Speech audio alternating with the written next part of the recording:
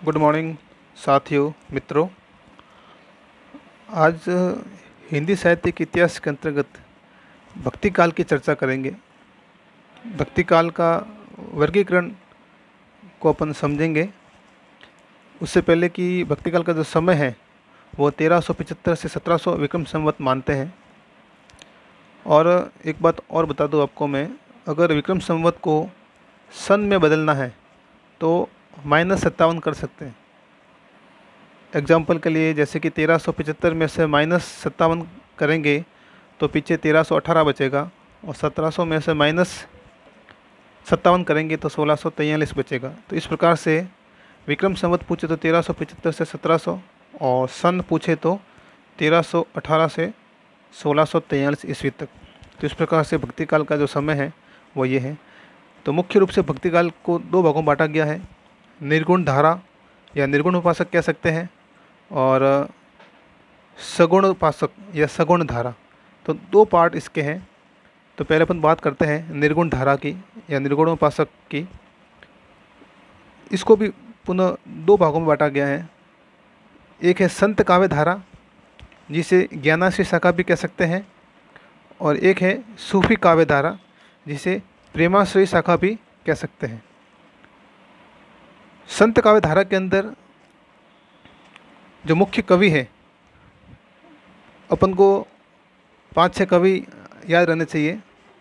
तो इसके अंदर सिद्धनाथ भी आ जाते हैं। उसके बाद में कबीर, नानक, दादू दयाल, रैदास, रामानंद, सुंदरदास, रज्जबदास, मलुकदास। इस प्रकार से ये सारे कवि हैं वो है ज्ञानाश्रय शाखा के, यानी कि संत काव्य धारा के। उसके बाद में जो प्रेमाश्रय शाखा है, जिन्होंने प्रेम भरी रचनाएं, प्रेमात्मक काव्य लिखे हैं, उसके अंदर मुख्य रूप से मलिक मोहम्मद जायसी, जिसका बहुत ही प्रसिद्ध ग्रंथ पद्मावत है जो 1540 में आया था।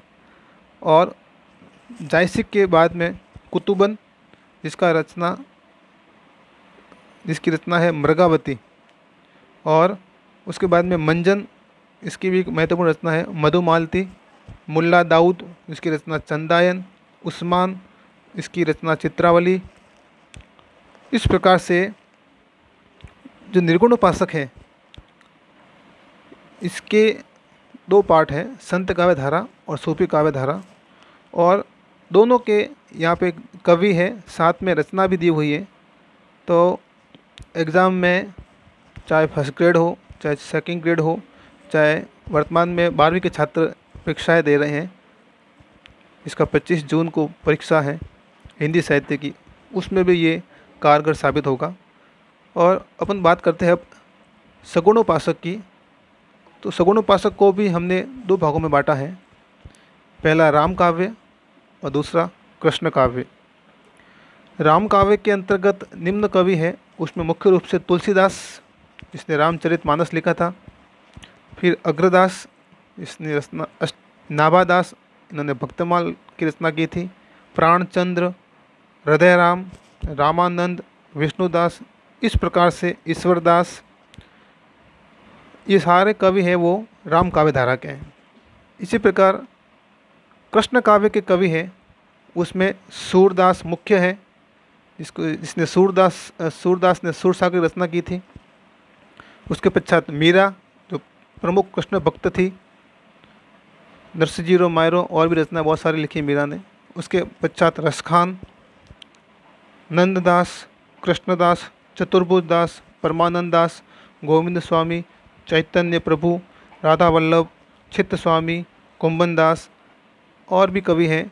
तो मुख्य रूप से मैंने जो मुख्य कवि है वो मैंने इसमें नोट कर दिए हैं। तो साथियों, इस प्रकार से भक्ति काल का जो वर्गीकरण है, भक्ति काल का वर्गीकरण का जो बड़ा मोटा रूप है वो मैंने आपको बताया है कि दो पार्ट हैं। भक्ति काल के दो भाग बताए गए हैं, निर्गुण उपासक और सगुण उपासक।